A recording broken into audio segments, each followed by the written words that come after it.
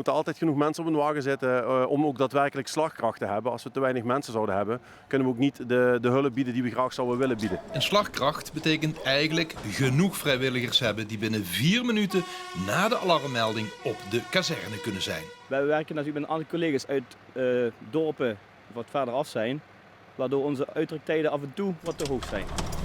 1831 kregen informatie zo gauw mogelijk een voertuig in brand over. Bij maatgevend incident wordt eigenlijk gezegd we moeten binnen 8 minuten ter plekke zijn. Dat kunnen we niet altijd waarborgen. Jammer is natuurlijk dat we te weinig mensen hebben die dan dicht bij de kazerne wonen.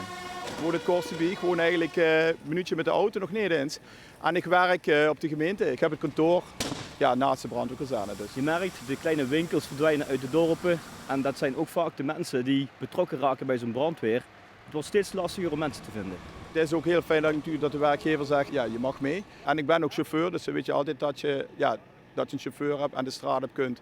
Mits er een bevelvoerder is, zeg maar. Wat doen jullie eraan om mensen te vinden? Nou, we maken verschillende wervingscampagnes. De veiligheidsregio doet dat natuurlijk ook zelf. Maar wij proberen natuurlijk ook als post daaraan mee te werken. Zoals banners plaatsen of mensen toch een keer uitnodigen van hey, is dat niks voor jou? Of een kennis of een neef, hey, kom eens kijken, misschien is het iets voor jou. Vrijwillige brandweer wil niet zeggen vrijblijvend. Want zo moet je iedere week toch zeker 1 keer kunnen oefenen. En daarbij moet er ook een beetje geknipt voor zijn. Ik vind het heel mooi om mensen te helpen. Dat is ook mijn eerste opzet, zeg maar.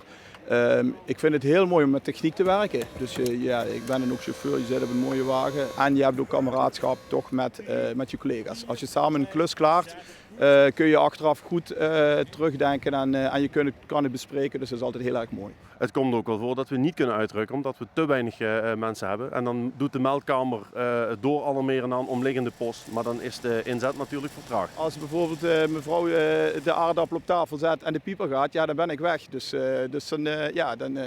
dan moet ze alleen eten met de kinderen. Ik heb wel een hele lieve vrouw en die houdt ze warm voor me. Dus als ik terugkom kan ik altijd warm eten.